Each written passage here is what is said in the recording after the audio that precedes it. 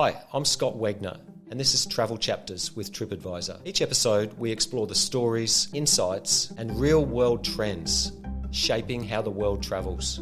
From shifting behaviour to destination innovation, we look at where data meets experience and what it means for the people who bring travel to life. Let's jump in. Welcome to the Tripadvisor Travel Chapters podcast, where we talk to the most talented and passionate people in travel to hear their stories and get their views on what's shaping the world of travel. Today we're recording in Melbourne, Australia, and I'm joined by Ash Jurberg, author and renowned travel writer who has visited 110 countries and written informative and engaging stories about most of them for well-known publications like The Huffington Post, Business Insider, and Yahoo Life, to name just a few. He ditched the corporate world many years ago to pursue his dream and passion for entrepreneurship and travel, and his bio describes him as an author, comedian, and serial adventurer, driven by wanderlust and a passion for storytelling. He's crashed a wedding in Uzbekistan, got drunk with nomads in Mongolia, and has been picked up by local mafia while hitchhiking in Kosovo. Ash Jurberg, welcome. Thank you. Good to be here. Great to have you. I want to go way back, right to the start. Yep. Can you tell me a little bit about your earliest childhood memory of travel and kind of what you remember about how it made you feel? Yeah, so we're going way, way back. As you can see from these grey hairs, I've got a lot of decades. But probably when I was 7 or 8 and I went on a plane for the first time. We're in Melbourne. It was actually to Sunshine Coast, up to Noosa. And I heard about planes, obviously knew what they were, but just going to the airport was an exciting experience. Going through security was exciting. Not anymore. I hate it. And just getting onto the plane and just being in the air for the first time. That was my first memory. And I thought how fun that was before I even got to the holiday with my family. Just the whole experience. So that's probably my first. And I thought, I've got to do more of this. Yeah. And so then kind of moving forward a little bit, is there a particular holiday you had or a particular experience that you feel ignited that passion for travel and kind of was a bit of a turning point in terms of making you think, wow, I really want to pursue this? Yeah, it's probably, again, not long after that, just watching TV. I used to watch a lot of Disney shows and seeing Disney used to be on Sunday nights and they filmed it from Disneyland, a special Disney show. And it looked so exciting. I thought, I want to go there. And then just watching movies, TV shows, mainly from the US, and seeing it's completely different to Australia. They speak with different accents. There's all these different things that I don't know. They're eating weird foods. That's what probably ignited it. So back then, my first goal was to get to Disneyland as a child. So that sort of sparked it. And my parents every year would say, oh, we can't afford it this year, but next year we promise we'll go. Next year we'll promise we'll go. I had a few friends that went and they'd come back and go, oh, my Disneyland's the best place on earth. And I never ended up going. But so it just built up and built up and built up this passion for travel, even though I'd never gone overseas. And when did you eventually get to Disneyland, or have you? I have. I've become a bit of a Disney freak. But the story I always tell my parents and my kids is that I actually never went overseas at all with my parents. So the first time I went overseas, I was 21, and I'd finished uni and I went with a couple of mates. So now, I say to them, I've been to 110 countries, but 0 with you, to my parents. And I say the same thing to my kids, saying you're lucky because I take them traveling a lot, is that you're getting a lot of the things that I never got with my parents. So it's something that they should appreciate, and I really want them to have that, and they have. They appreciate that. They've been very lucky. So you haven't been overseas with your parents? I have now because I got married in 2022 in the US. So my wife is American, so we got married in her hometown of San Antonio, Texas. So they came to the wedding, and I joked with them, the only way I could go overseas with you is by getting married. Getting married overseas, yeah. Expensive exercise. It would have been cheaper to used to get a cheap flight to Bali, but we'll do it this way. So it was interesting, and that was actually a great experience. They're getting older; they're in their 70s now, so they've slowed down a bit. But just that first time of traveling with them was quite exciting, even though I was late 40s and they were in their 70s. Yeah, and you're going for the purpose of getting married, which is probably not what you expected in terms of traveling with your parents. But yeah, that's very cool. Yeah, and if I had to said that to that 8-year-old kid looking at Disneyland on TV, hey, you're going to get married in this country. Yeah. I wouldn't have believed it. Amazing. I would have said, girls, they've got germs. So just thinking about kind of your career, you've worn a lot of hats. Yep. I mean, I met you a long, long time ago when you were in the corporate world. But you've gone from corporate roles to entrepreneur, to author, content creator, travel writer. How do you think all of those experiences have shaped the way that you think about travel today? Yeah, good question. I think the underlying thread actually between them all is travel. So when I worked for a corporate, I started off at Flight Centre, which is one of the biggest companies in Australia, biggest travel company in Australia. Worked for other travel brands, from smaller family-run ones to global brands like Europcar, which I think is when I met you. And then I started my own travel business. So I learned different things, but travel was always the underlying thread. I always wanted to work in travel. My background's marketing. And people would say, you could earn, go work for a bank, go work for a finance company, you'll earn 3 times as much. And I go, well, I don't want to market something that I'm not passionate about. I don't care about finance. I don't care about interest rates. I want to sell something and promote something, because I think that comes across in what you're doing. So when I was in a corporate marketing role or a small marketing role, I was still passionate about what I was offering. And I think that comes through in your work. So that's my main takeaway was you've got to be passionate about what you work in. Forget the money. That's nice, but it's got to be that. So that's probably the biggest learning. I could have been a lot richer, had a bigger house, but not had the experience. And I probably wouldn't be on a podcast talking about stories, because you wouldn't want to hear about home loans. Yeah, true. Especially on a travel podcast. Yeah. But I'm really interested in that, like, evolution from at what point during your career did you decide, okay, I'm working in travel, or I'm working for a travel related brand, and this is good because I'm in travel, but it's still not fulfilling that ultimate desire, I suppose, to be doing something for yourself. Like, how did that transformation take place? Yeah. So in the back of my mind, my goal from a little kid was to be a travel writer. I wrote a story in school and it won a prize, and the prize was supposed to be you get it published. Yep. And then school didn't do that. When you do your work experience in year 10, I did it at a newspaper. So it was always in the background, but I just never pushed it hard enough. So I was running my own travel business. I had a partner based in the US, a business partner, and we did inbound cultural exchange programs into Australia. And then COVID hit and Australia closed its borders, which basically meant my business couldn't do anything, and we were all confined to home. So I just started writing stories, and I got a bit of traction, and then people would reach out, and they weren't that great. I look back now and they're rough. But I found I enjoyed it more, and then I get a few dollars for this one and a few dollars for that one, and I pitched a couple of things, and I thought this is what I really wanted to do. So I sold my travel business, or sold my share of the travel business. This is why I'm not in finance. I sold it at probably the lowest possible price in COVID when it was worth very little, and said, I'm going to do this. I was 46 at the time. I've always wanted to do it. I don't want to be on my deathbed going, I should have given it a red hot crack. So I did it, and haven't looked back. And it's great. Some people want to start their own business and think it's great being a boss. I didn't really enjoy that. I didn't like managing people or worrying about staff, or someone resigns and, who's going to do this, or someone doesn't do it to your liking. As a writer, I can do what I want when I want. So you say, come on the podcast, I don't have to check with anyone, or a trip comes up to Mongolia in next week, I can go. So that was the evolution. So COVID sucked big time, but it forced me to make this pivot, which I may not have done otherwise. And no regrets? No regrets at all. Well, 2 years locked up in a house was a bit of a regret. But no regrets from becoming a travel writer. Absolutely. It's the best thing I've ever done. I think a lot of people would be fascinated. I mean, you don't have to obviously share, detail, but can you make a good living out of it? Yeah, you can. I mean, it's a roller coaster. It's up and down. So I'm a freelancer. So some months are really good, some are less so, and it's hard to manage that.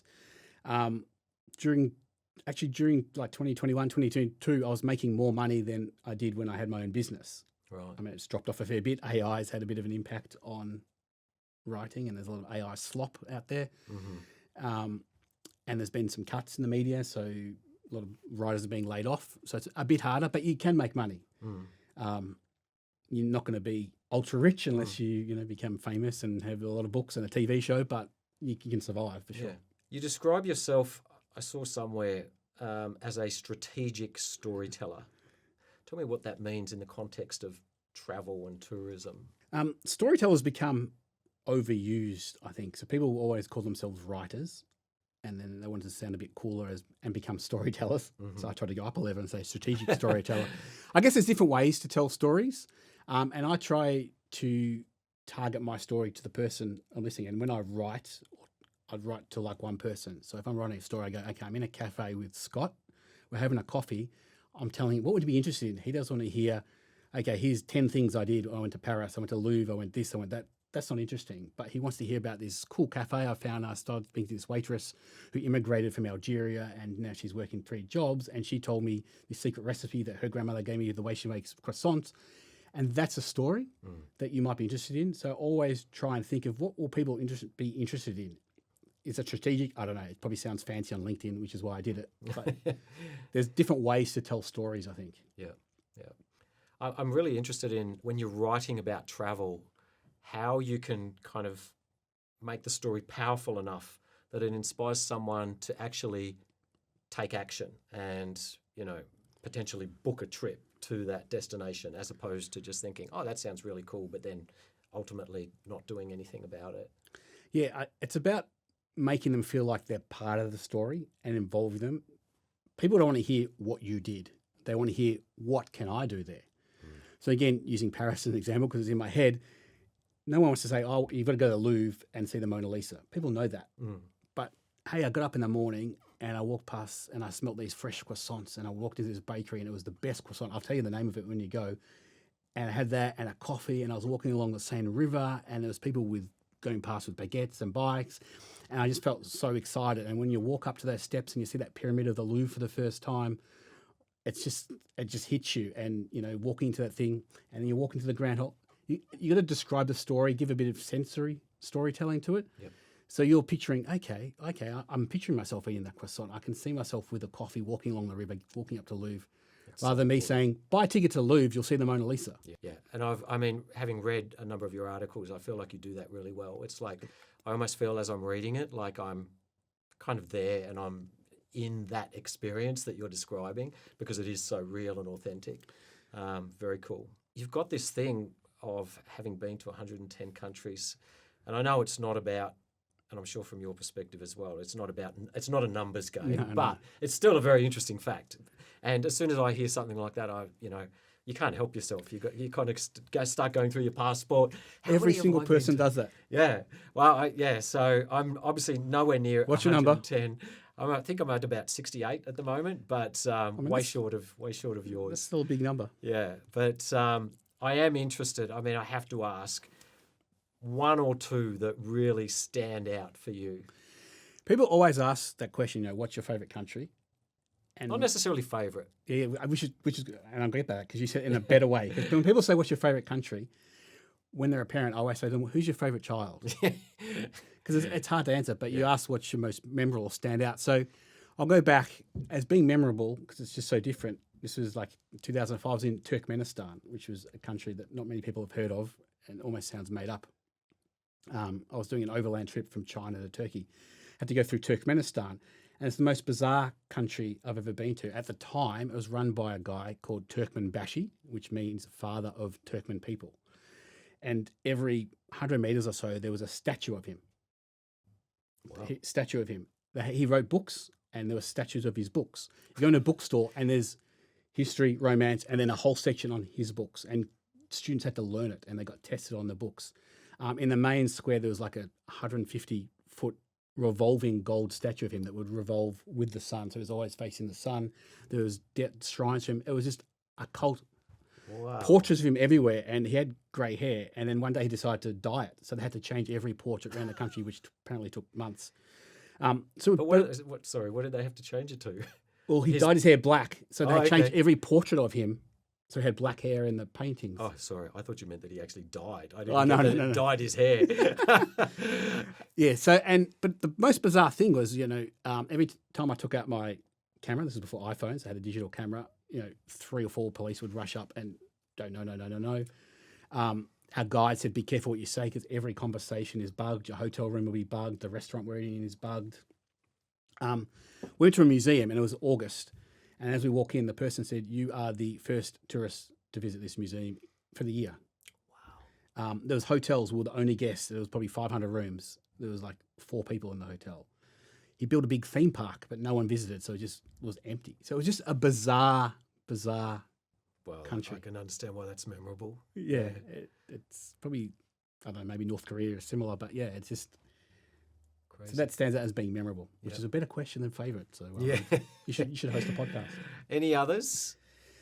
For different reasons, Iceland was spectacular because it was very different. You know, you've got there was glaciers, there was waterfalls, there was lakes, and it was pretty deserted. Like once you get out of the main city of Reykjavik, which is small, there's just no one around, and you felt like you had the roads to yourself. We went during June, where the sun basically never sets. So at 2 a.m. you're wearing sunglasses, which is quite cool.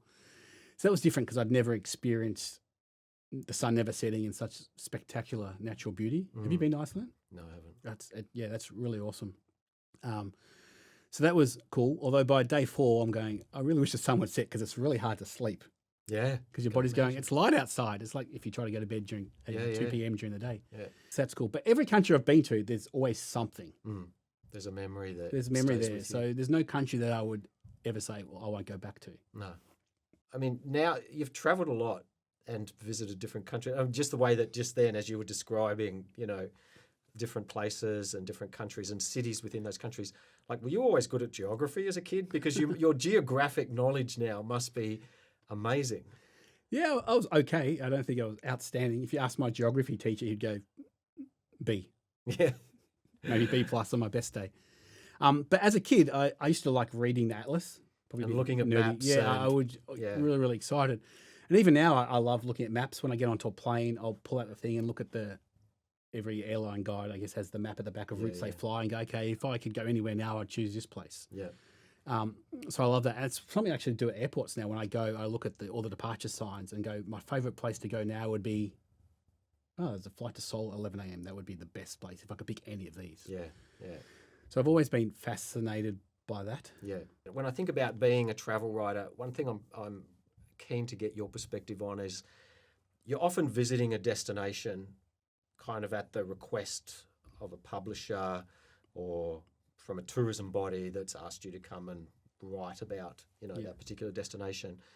Is there, like, in your mind, when you're traveling to a country for work, essentially, which is to write about that destination versus going for a personal holiday, say, like, is there a big difference as you're kind of flying to that destination? Is there a difference in your mindset, in the way that you're thinking about your experience? Good question. Yeah, yes and no. I mean, I don't do a lot of stuff direct with tourism boards and hotels. I've done a bit, but not much because the pressure is on for you to write what they want you to write. Yeah.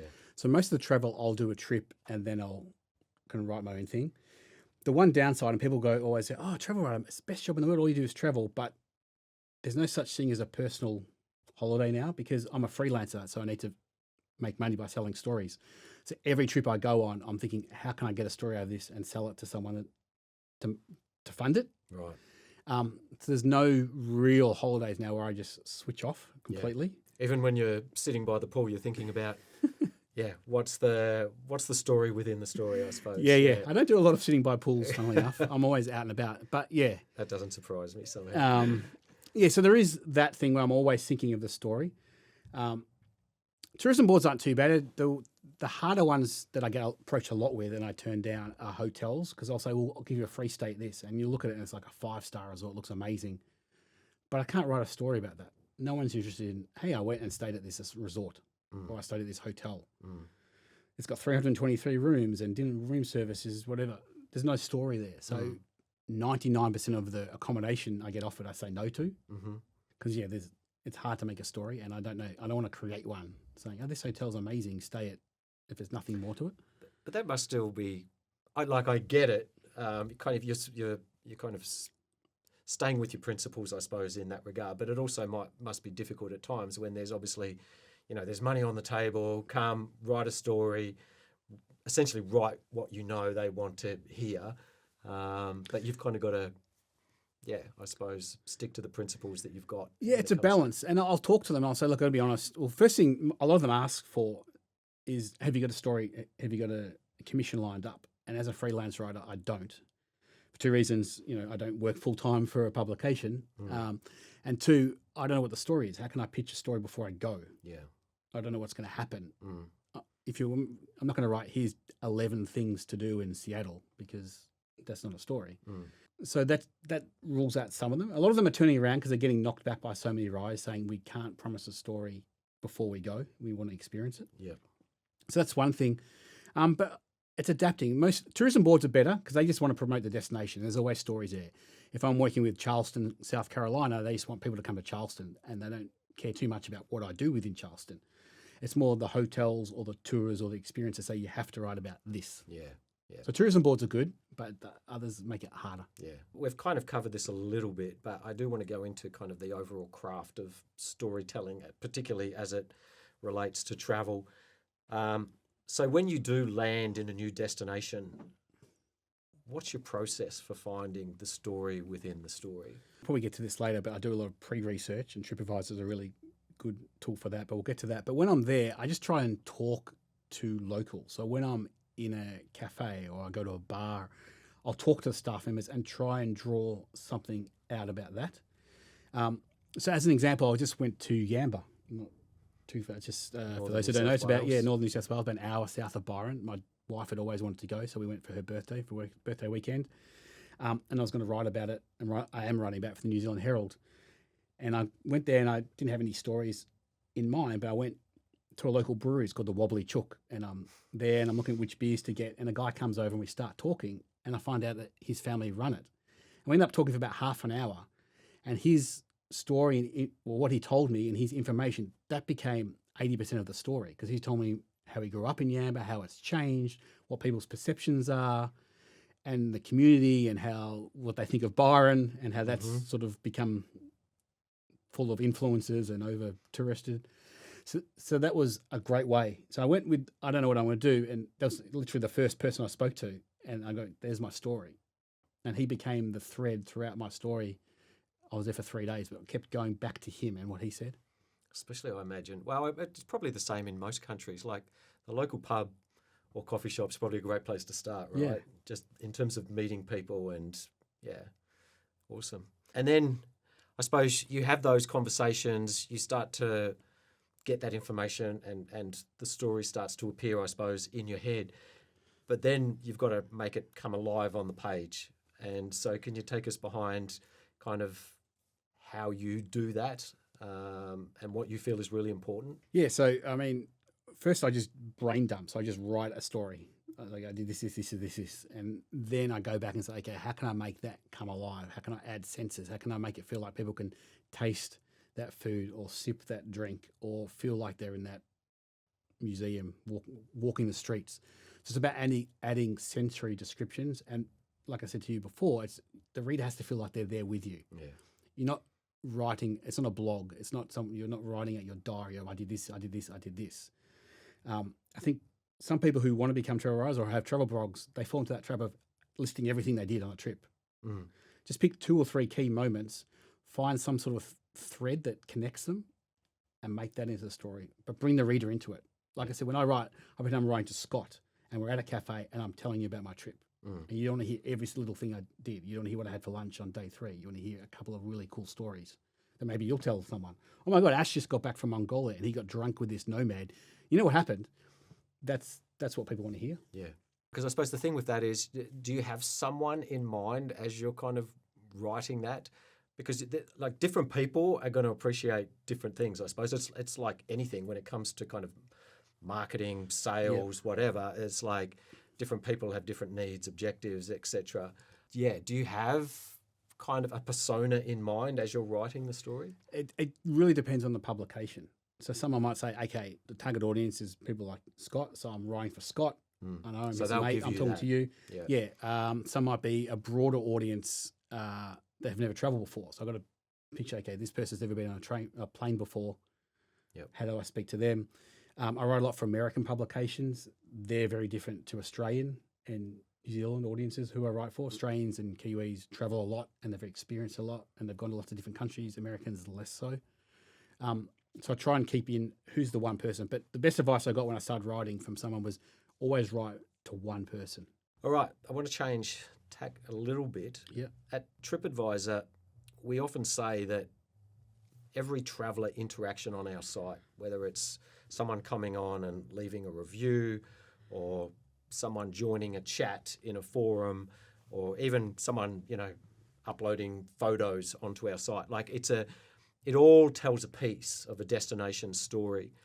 And I suppose in this world of AI, social media, influencers, how do you feel destinations can better harness those organic stories to really strengthen their brand identity, as opposed to their brand identity being shaped by factors outside of their control somewhat? Yeah, I mean, the thing I like about Tripadvisor is it is that authentic, and you go on and you read someone's trip report, and I've read, that was another one of my addictions for a while, was reading trip reports, and it helps a lot. And you read people, and obviously not writers, and it's badly formatted, and there's no paragraphs, and like the editor in me wants to scream, and there's spelling mistakes, but it's authentic, and they're telling about their experience. And often I like those better than the polished ones, which you can tell this has been written by a marketing person for a particular angle. So I think capturing that authentic perfection doesn't exist, and I think too many brands, and not even in travel, just aim for that perfection. And that's why when I upload, I'm terrible at social media and videos and stuff, but I just capture it. I'm not one of those people who put up a tripod and set up the perfect photo, because you want authenticity. So I would use tools like Tripadvisor and find those authentic trip reports and publish them. Okay, it's a spelling error, or this person's English is not great, but they're giving their experience. And as a traveller, that's what I want to hear from. I don't want to hear from a marketing person. I think there's more and more desire from kind of the average person out there, punter, wanting to find that authentic information, as opposed to something that's been curated and, maybe isn't necessarily the whole truth.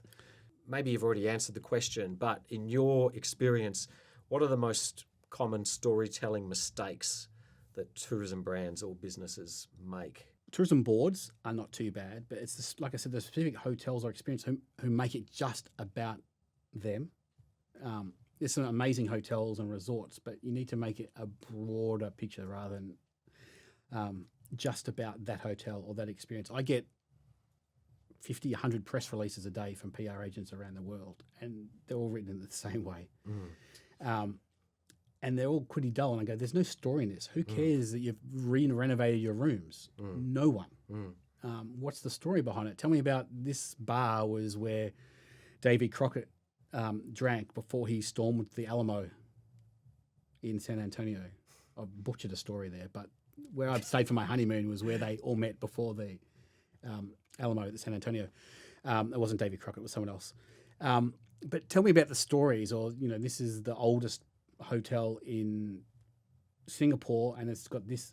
I think that they're too polished. Like I was going back to the other question, add some authenticity. Yeah. Tell me about this. And even when they use influencers, they're too polished. I don't want to I don't care about an influencer who's got 1 million people, because I know they're saying what you want them to say. You've given them pretty much a script, and you're paying them a lot of money because they've got 1 million audience. I'd rather hear from Derek, the sound producer, who's got 23 followers, what he did and what his experiences are, because he's writing authentically, not for the money. Yeah. Shout out to Derek. Yeah. On your Derek. The ones who want to lean into the story angle rather than his 12 things you have to do in the city. It's not a preconceived formula of things that you, The way I tell people is, I want to write a story that ChatGPT can't. Yes. And if you say, here's 12 things to do on the Sunshine Coast, ChatGPT will do it. It'll go, here's the beach, here's the surf club, here's the. But if it's if there's some deeper stories that ChatGPT can't write. Yeah. So one of the things we are seeing on Tripadvisor is definitely a shift towards travellers seeking depth over breadth. Fewer cities, longer stays, more meaningful experiences. Is that something you're seeing in kind of as you travel and that you're talking about in your work? Yeah, definitely. More immersive stuff, more deeper stuff is definitely, the days of ticking off items are gone, and that's why I laugh. Well, I don't laugh. When I say I've been to 110 countries, I don't do that because I'm trying to speed through them. So it might sound hypocritical, but yeah, I think spending more time in a place, even from editors, I see that when they say, okay, we want some articles about Rio, but we want people who've lived in Rio to write them. So I've written 3 or 4 articles this year about Melbourne. Mm. And I'm not travelling, but I'm writing it from a Melburnian. So I want people who knows a city rather than someone who's dropped in for a couple of days. And I think readers appreciate that, and they want to do the same thing. They'd rather spend a week in one city in Spain rather than going, okay, Madrid, Barcelona, Seville, done. Yeah. And it's funny, I travel to the US a lot. My wife's American, and when I get friends or family saying, I'm coming to the US, coming to Australia for a couple of weeks, I want to do Cairns, Ayers Rock, Sydney, Hobart, Melbourne. Can I do that in 8 days? Yeah. I mean, you can. You'll be on airports most of the time. Yeah.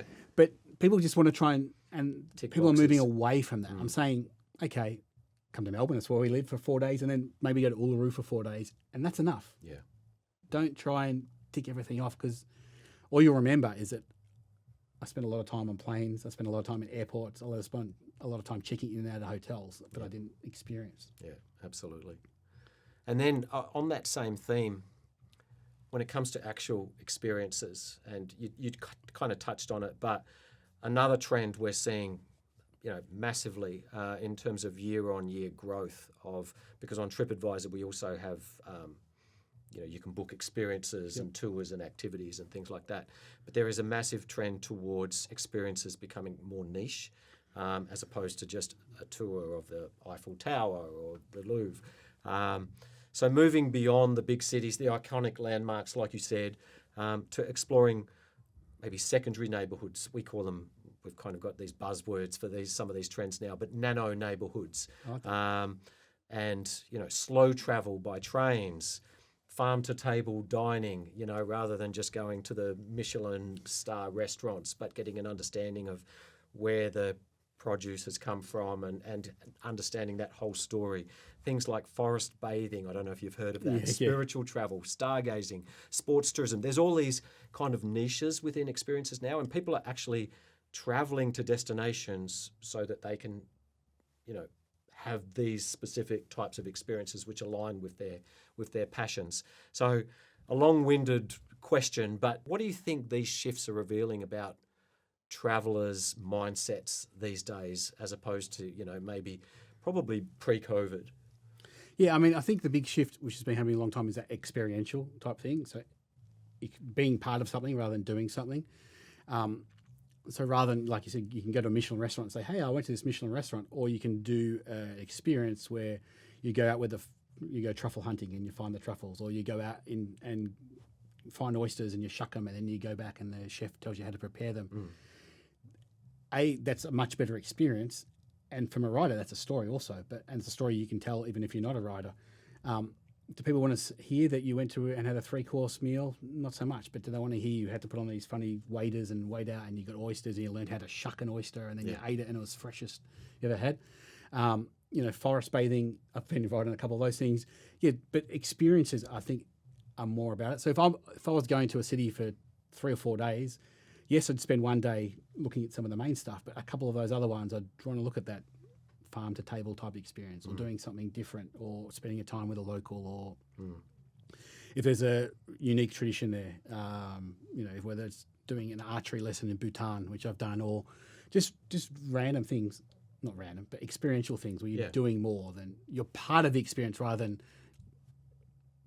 I'm looking at a painting, I'm looking at this exhibit.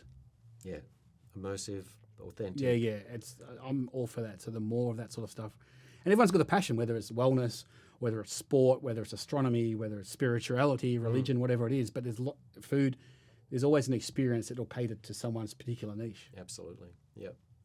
And that I think also gets you can generally find those types of experiences that have that cultural element to them, that like there's some history behind it, there's a background that makes you feel like as you've walked away, maybe you've learnt a new skill, but you've also learnt a lot about the history and the culture of that place that you're visiting, which I think is becoming more and more important. Absolutely. Generally, the person running that experience will share a lot of their personal stories and how they got into it and the history behind the activity. So, yeah, absolutely. It's the best way to go. Yeah. You've written extensively about empathy in storytelling. And again, we've maybe touched on this a little bit, but how does that principle apply to travel, especially when, you're writing about cultures that aren't your own? Like, how does that empathetic storytelling that come to Yeah, play? part of that is, like I said, bringing a local character into the story and making them the hero of the story. It's not about me; it's about their experiences, whether it's the owner of the brewery in Yamba or the person running the oyster thing in Charleston. So they're the hero of the story, not you. And just generally traveling, aside from writing, is having empathy. My biggest bugbear is people who go to countries where English is not a language and don't even learn like 3 phrases: hello, thank you, goodbye, excuse me, type thing. There's nothing I find ruder than someone coming up and just starting to speak English. I think that should be the minimum level for entry to a country. That's a really good tip, actually. Three phrases, and it's not. I mean, it's on your phone now. You've got Duolingo, you've got Google Translate. Yeah. The new AirPods automatically translates AirPods 3, so there's no excuse not to learn, and you don't have to be fluent. But hello, excuse me, do you speak English? Is all you need, and you'll find most of the time people are happy with that. Yeah. So it's empathy around money. Generally we come from a privileged nation, affluent compared to most of the world. So not flaunting money and that sort of thing, being respectful. If you go to a market, everyone haggles, but there's a limit. I find people fight. I hear people fighting over the last dollar, and I'm going, $1 to me is nothing. $1 to them might be a meal for the whole family. Exactly. So let it go. You don't have to. It's not a competition. No. It's not a win. They expect you to haggle. It's part of the game, but you want them to walk away happy, and so that's how you try and bring empathy in. Yeah. Just being respectful of their culture. And if you go to a culture where religion requires you to cover up your shoulders and not bare skin, do that. It's not hard. You're in their country. Yep. If no shoes are allowed. The worst that I see abused is when you go to a place and there's like no cameras, and there's still people taking out their cameras and taking photos. Yeah, in temples or I could do a whole podcast about how much influencers and what they do at these places, but I don't think many of them have empathy. Could be interesting. Maybe another time. yeah. Series 2. But that's just basic human empathy. Yeah. It's consideration, but a lot of people don't do that. Yeah. No, there's some good tips there for sure. I do want to pivot a little bit. I'm talking, this is probably more of a generational type question or life stage type question, but obviously with platforms like TikTok being hugely popular amongst the Gen Zs, maybe, and some of the millennials, and they're very much focused on travel now. We're seeing a lot of people, particularly in those generations, get their inspiration from what they're seeing on TikTok, and there's kind of this almost see it, book it kind of mentality on there. Like, how are you thinking about long form storytelling, when over on that side you've got this kind of, instantaneous TikTok platform that's garnering a huge amount of interest and engagement with the Gen Zs and millennials? Yeah, it's hard. I'm sure if I was 20 years younger, I'd be one of those guys making TikToks and YouTube and that sort of stuff. Probably failing abysmally, but having a crack. So you don't do TikToks? Nah. One of my cousin is a creator, and he does a lot of filmy stuff, and he's 20 years younger than me. He keeps saying, make videos. We've done a couple together, but I just don't have the time or patience to do that. And the one thing is, you're asking earlier about thinking about stories and what it's like when I'm traveling. At least when I'm writing, I'm just taking stuff mentally. If I had to film stuff all the time, that would really detract from the experience, because, what's the lighting like? Are people talking in the background? Yeah. How do I do this? Do I have to take it? And you see people who do it, and they'll do 3 or 4 takes of the same thing, and that to me is not how I want to travel. Mm-hmm. I'd rather lock it in mentally. I'll get on my phone, take a quick photo, and go, okay, that's the place, and move on. Yep. But back to your question of how to keep it. I think if you tell an interesting story, you can still do it. It's hard to compete with video. But speaking to my cousin creator, there is a move now to long form on YouTube is becoming more popular. Yeah. So people obviously seem to want more stories to it rather than here's a 10-second clip. And when I look at my own thing, when I'm going to a place and we'll look at videos, I won't look at the 30-second shorts. I won't look at the 35-minute here's everything I did. But if there's like a 9 or 10-minute video that I can watch, that's what I'm looking for. Yep. So I try and keep that in mind when I'm writing, keep it to like a 5-6 minute read. So if someone's on the toilet or someone's waiting for a train or a meeting's running late, they can read a full story and get into it. Yep. But yeah, it's, I don't know, maybe in 15, 20 years, it's just all TikTok or whatever the new version of TikTok is. Hopefully not only. Which then it leads me into the future of storytelling. And I know these kind of questions are always hard because I'm asking you to kind of project, 5 years down the track. But if we were to look 5 years ahead, how do you think travellers will discover destinations maybe differently to how they are right now? Or do you think they even will? Well, I'm hoping it's not too much different. I mean, the obvious one is that AI will be used a lot. You see a lot of websites and travel companies have their AI bots. You see AI influencers being employed to sell destinations. You go onto most airline things and there's no person you speak to at an airline. It's all AI. So that's probably the biggest trend. But I'm hoping there'll be some of that retro stuff. So, LPs, vinyls are popular again. Polaroid cameras are popular again. So maybe it'll be that we'll go back to old school. Maybe people will travel with a Lonely Planet book in hand like I did when I first went overseas. I see a trend. There's nude traveling, which sounds a lot sexier than it is, but it's people who go on and either go on a plane and take nothing with them. So they take headphones and watch, and they sit on a plane for 7 hours, 8 hours and do nothing. It's not like people that's nude traveling, naked traveling, something like that. I've heard of this, yeah. Or other ones, and I don't know the term, where you just turn up in a city with no plans and nothing booked. Or you book a last minute flight and just go there. So maybe there'll be more of that spontaneity where people aren't relying on a TikTok influencer to tell them what to do. They'll just go, okay, I've always wanted to go to Madrid. I'm just going to go there and see what happens. Yep. I think we're all fascinated to see how the kind of AI, how that plays out in the travel space. Are you starting to see when you've got content out there, the hope is that AI will pick up and use, some of your content in the responses that it gives to queries and so forth. Have you, is it too early yet, or are you? And do you even find out if an AI or an LLM has kind of quoted some of your content in its response? No. I've found some rogue websites like in Ukraine and Russia or other countries that have articles of mine that they've just copied and pasted. Right. I don't know if AI is using it. But if you're listed as the source, I don't know. But to that point, I wrote an article for the Huffington Post about using AI or ChatGPT in particular for planning travel and the mistakes it makes. So still, I've told people you can't rely on it. It can give you some ideas, but it just makes up so many mistakes and errors. And, I asked for an itinerary and it just makes it beyond the realms of physics. Like it'll say, do something. If you've got a flight at 11 a.m., it'll have you finishing the activity at 11 a.m. and you have to teleport to your plane. Yeah.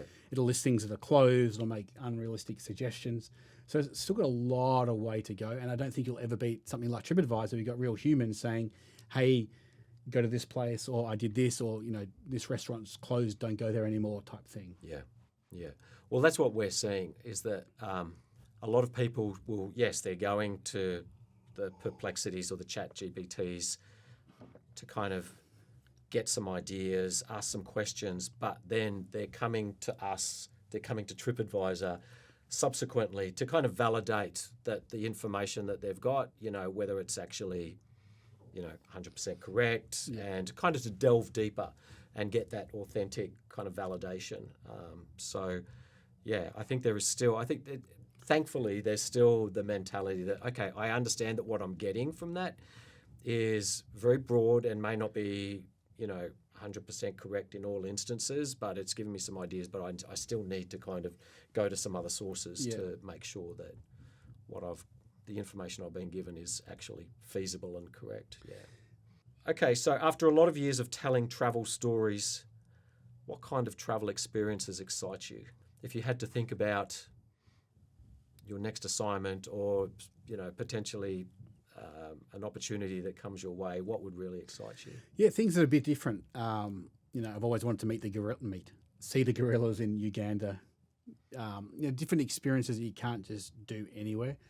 Some of the experiential stuff that you mentioned earlier, those sort of things would excite me, rather than the standard stuff. So always trying to get something off the beaten path, unusual, experiential is really important. Something I can tell a story from. Yep. But just different things. Yeah. Something that I can't just do in Melbourne. Yeah. Can you recall? It just got me thinking about hidden gems. Again, it's another term that's kind of become quite popular these days. But people are looking to kind of find destinations that maybe aren't particularly I think there is this a lot of people out there who are very conscious of sustainability, over tourism, things like that. And so, are there any hidden gems that, like, when I use that expression, like any that come to mind for you that you've been to? That I actually wrote an article which came out a couple of days ago, and I used the term, rather than hidden gems, I called destination dupes. Okay, that's a good one. Yeah. So, and I just picked 5, and they're not that hidden, but they were lesser so. So I picked like Estonia over Scandinavia, Slovenia over Italy, El Salvador over Mexico, Laos over Thailand. So ones which are close and similar, but have less tourists. Yeah. So I wrote about, and I encourage people to do that. So yeah, Italy's fantastic, but Slovenia is nearby. It's beautiful. It's cheaper.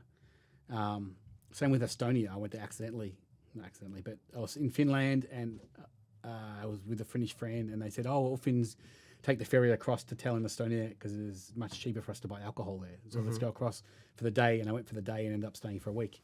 There's a lot of hidden gems. Destination dupes. Use that Destination dupes. Yeah. I'll claim it as mine. Probably can't now. Oh, you said nano cities. I think that's another good term. But it doesn't have to be a different country. It can just be, instead of going to Byron Bay, go to Yamba. Yeah. It's an hour south. Yeah. But it's a different vibe, and to me, it was much better experience. Yeah, and I think some of those iconic places, like a Byron, people will still want to go there. But I think, like you said, maybe rather than spending a whole week in Byron, spend 3 days in Byron, and then try, a couple of days in Yamba or one of those other areas nearby, because you will get a very different experience, but still just as amazing. So I've got 2 grown-up sons as well. You've got twin boys who are young men now. Yeah.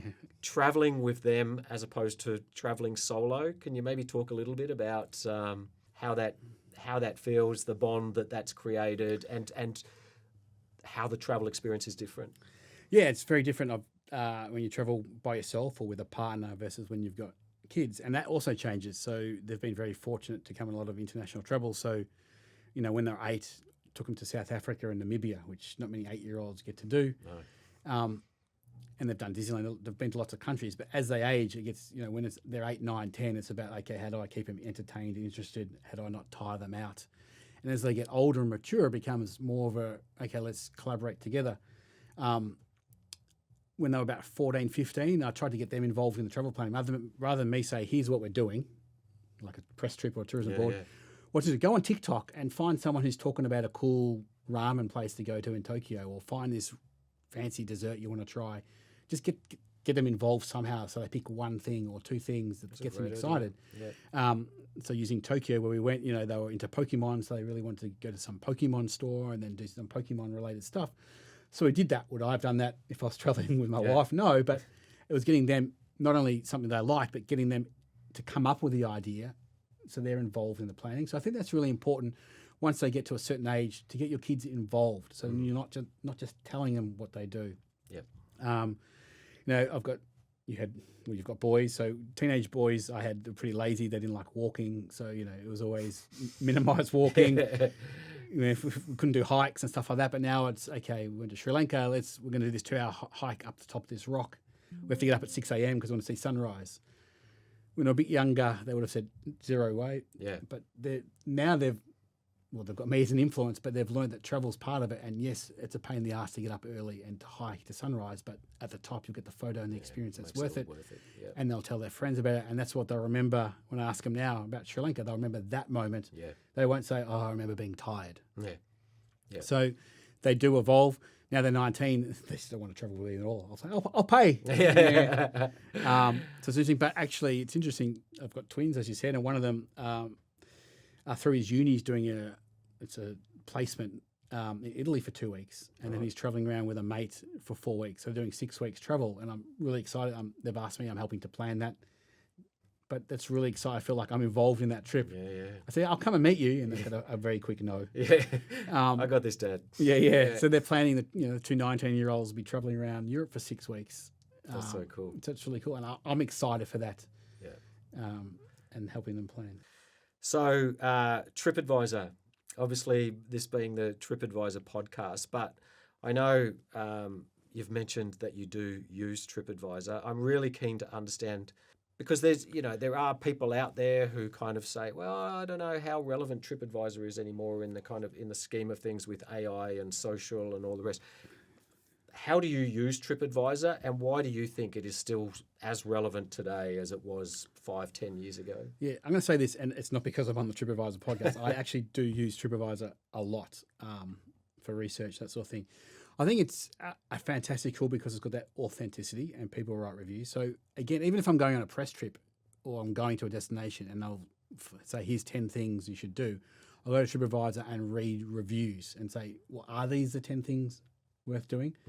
But I was addicted. I'm not so addicted anymore, but to forums. So if I'm going to a destination, I'll live on the forum.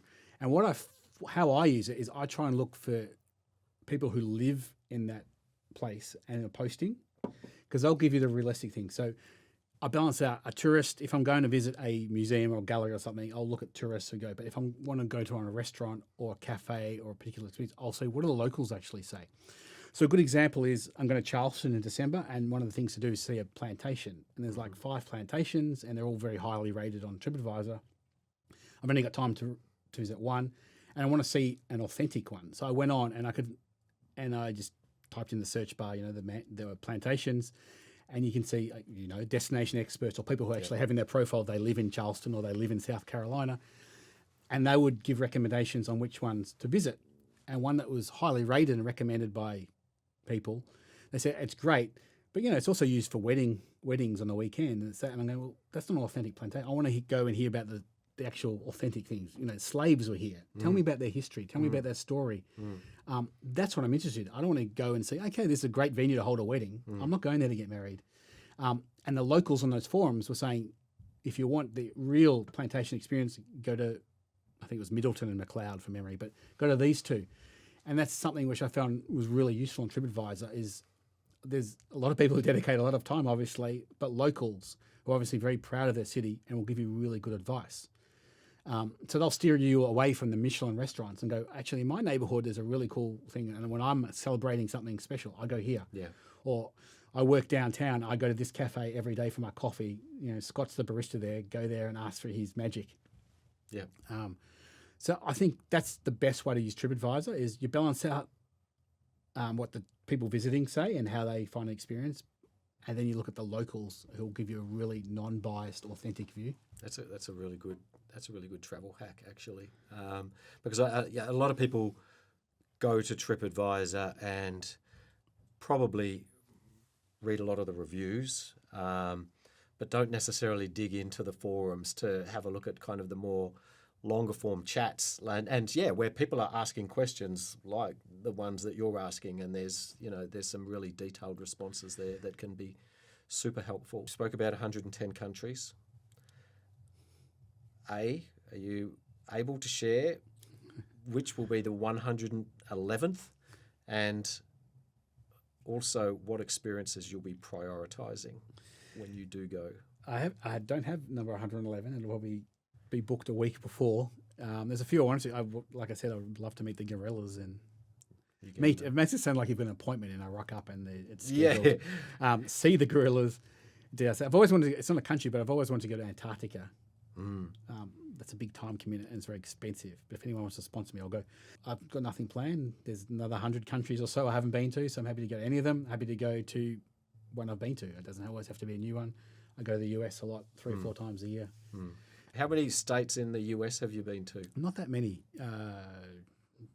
15 maybe. Okay, 20. That's still a lot compared to. Yeah, most. I go to Texas a lot because that's where my wife is and her family is, and then we try and do trips. And I go back every Christmas, and before Christmas, my wife and I take my mother-in-law on a trip, which is also a different. You talked about traveling with kids. It's also traveling with us.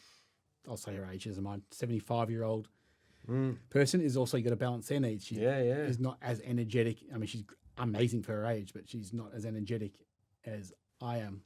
So you've also got to balance that out. So it's also almost. I don't mean to make this sound bad, but it's almost like traveling with kids again, taking other person's needs.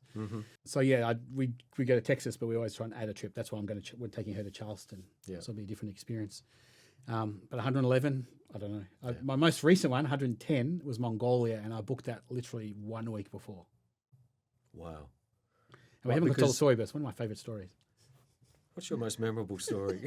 Great segue. We were talking about experiences, and I just want to share this. So I didn't do a tour or anything. I just found a private guy. One of my good mates works for Intrepid, and he used to run their tours through Mongolia. So he connected me with someone he knew, and they took me around. It wasn't Intrepid, so it's not a plug. It was just a private guy. And I said, I want to go and just meet nomads and get far away from tour groups and stuff as possible. So we're staying in gers, which are like their yurts, tents. So we stayed different nights, no hotels, no nothing. Very remote. You don't have phone service most of the time. Wow. There's no maps. So you're sort of navigating by, they'll say drive for 10 minutes and you'll see a tyre with a red mark on the side of the road. Then turn left, drive across the river to the driver calls it the Mongolian GPS, which is ger positioning system. So you'll rock up to a nomad's ger and say, where's the next one? And they'll somehow get you to the next one. And where's the next one? And you move along like that. Anyway, we spent most of the time getting lost, which is another story. But we're driving and he goes, do you really want to go remote? And I said, yeah. He goes, do you want to meet my uncle and auntie? I said, yeah, sure. Why not? How are you, English speaking? Or? My guide was. Yeah. They weren't, as I soon found out. So he goes, I haven't been there for a while, but we'll try and find it. We got lost for probably 3 or 4 hours. No roads. It's just we're driving through fields. Occasionally we'll find a ger, a nomad, and he'll say, do you know where to get? And I'll sort of say, oh, head to that hill with the crooked nose and sort of turn left. There's like 5,000 hills with crooked noses. Anyway, we got lost for a while. We eventually found them because the uncle came out on a little motorbike and found us and guided us. And we go in and then we're in this ger in the middle of nowhere. They speak zero English. I obviously speak zero Mongolian. I did learn 2 phrases before I went. I forgot them both, so don't ask me. He immediately brings out a bottle of vodka and says, we're gonna drink this. And they've got a ritual where you can't pour your own drink. So he pours a drink. I have it. I pour him a drink. My guide was driving, so he couldn't drink. So he would dip his finger in the vodka and do some sort of crazy thing, almost like doing the cross, but it was a Mongolian I'm not drinking thing. They started making, cooking mutton for me. And, that took a while. And they bring out this big fatty bit, which is dripping with fat and looks disgusting. And they go, this is the most prized bit. I'm going, oh my God, I'm really going to throw up. So I'm trying to eat a little bit, and there's a dog, and I'm trying to eat with the dog. Meanwhile, me and the guy are getting through a bottle of vodka together. He forgets that I don't speak English. I forget I don't speak Mongolian as we drink more and we're trying to talk to each other. Then casually halfway through, the guy goes, do you know you are the very first Westerner these people have ever met? Wow. I'm going, no way. And that's why I'm going, I can't believe I'm in the middle of nowhere. This is literally, I have no service. I could die here, probably from this fatty mutton and overdose on vodka. But that doesn't happen anymore. These people have never met a Westerner in their lives. Unbelievable. Wow. You're the first non-Mongolian. So that's an amazing experience. I'm having fatty mutton. I'm very drunk. We're in the middle of nowhere. So did you end up staying there the night? No, because we had to go because there was no room, but we had to stay at another ger and we got lost again in the dark. That's another story. But that's an amazing experience. And the guy was apologising because we're driving through the dark. We're really lost, have no idea. It's like 10 p.m. at night. We're supposed to be at this place at 7 to eat with the family. And he's apologising. Don't apologise. This is a story. This is what I want. I don't want everything planned. And he's looking at his fuel tank and he's going, 13 kilometres ago. And going, there could be another element to this story. That's the part of the story I don't want to tell. But he kept apologising and I kept saying, no. And he goes, you're the only person I know who's so relaxed about this. And going, you've given me the best story. Yeah. That's the story I wrote for the publication. That's a long way of saying that's the sort of experience, it's unplanned. So you're not going to see that on a TikTok video saying, hey, go book an experience where you'll be the first Westerner. Absolutely. So that's the authentic stuff that can't be planned and you can't find on TikTok. And I probably should have write about it on Tripadvisor. Yeah, absolutely. Okay, last one. A travel opinion you have that would be considered controversial. Influencers should be banned. All sites, all attractions. That is controversial. You bring out a tripod, you bring out one of those flashlight things, you're out. On a lesser extent, any attraction should have a one photo policy. So you often go to a place, I was hiking at Yellowstone, and you hike up this beautiful view for an hour to a beautiful view, and you get there and there's a queue of people wanting to take a photo. And you've probably seen these people, the boyfriends of Instagram who are taking 1,000 photos of their girlfriend posing, that. There's they've got different outfits. It's like one photo, move it on. Yeah. It's not a photo shoot. You're not a celebrity. Yeah. So one photo at any location, anywhere in the world. Otherwise, I take your phone and I destroy it. You're sounding like a grumpy old man. I am. More. I'm showing my hair. I'm a writer. I'm not a creator. No, but aside from the influence, I just hate that in general when people just, there's 30 other people who also want to see the view. Thing. Yeah. You don't need 100 shots. Yeah. Take one. Yeah. Worked. Move on. Yeah. I don't disagree with you there. Thank you. That's been very cool talking to you. I love the way that you're able to weave, even in a podcast format, you're able to weave stories into your answers, and I found it super fascinating. Would you call it strategic storytelling? I think we could come up with a better name. Yeah. I'll let it but no, it's been fun. But I am interested if there's anything that I haven't asked or that we haven't spoken about that you feel is super relevant in the travel space at the moment. Is there anything we've missed? I don't think so. I think I said this in the email, you're very well researched. I showed my wife the question. She goes, "My God, he's done a lot on this." I was not surprised, but I was like, "Wow, this is pretty impressive." So I think you've covered everything. I think the main point in traveling and what I try and do with my stories is just travel, whether it's within your own city. I mean, if you can't afford to travel, on the weekend, just pick a neighborhood you've never been to, catch the train there and just explore, go to a cafe you've never been to. I mean, yes, the goal is to go internationally, but anyone can travel within their own neighborhood. Just explore and talk to people, get off your phone and do something different. Yeah, love it. That's the message I'd try and get across to people.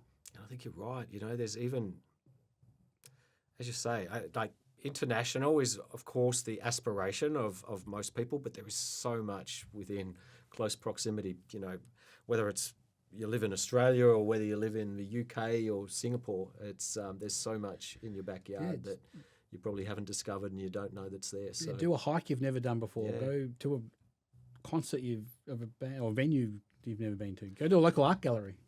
Jump on Tripadvisor. Yeah. Do a search, and I'm sure you'll find plenty. And then of, you know what will happen then? Then they can become one of those local experts, and I'll use them. Yeah, I'll shout them out. Yeah, sounds good. All right, well, thank you so much. It has been awesome. I'm really, I've followed you. I mean, obviously we met a long time ago when when we were both in different roles, but I've followed your progress. I've always been, in a way, kind of proud of the fact that you've been able to kind of forge this path in a very individualistic way. Your writing is fantastic. I'd encourage everyone that watches this, that listens to this, to, if they haven't heard of you, to look you up. Where should they go if they want to kind of get a cross section of some of the stuff you've done? This is quite ironic given my background in marketing, but I don't really market myself that well. But yeah, I'm on LinkedIn, Instagram. I get a lot of people who randomly contact me. I had a website for a while, but it was too hard. But yeah, LinkedIn, Instagram, I respond to people. Great. Especially if they say nice things. I've got a unique name, so if you Google, you can find me very easily. Okay, so Ash Jurberg. Yeah, and you say it right. On all of the various platforms, but not TikTok. There, but not TikTok yet. I think he'll be there eventually. But all right, thanks, mate. Appreciate it. Thanks for listening to Travel Chapters with Tripadvisor. Travel is always changing, and every story helps us understand the world a little differently. Open up horizons you may not have considered. To explore more insights, trends, and destination knowledge, visit Tripadvisor or follow along on our social channels. See you in the next chapter.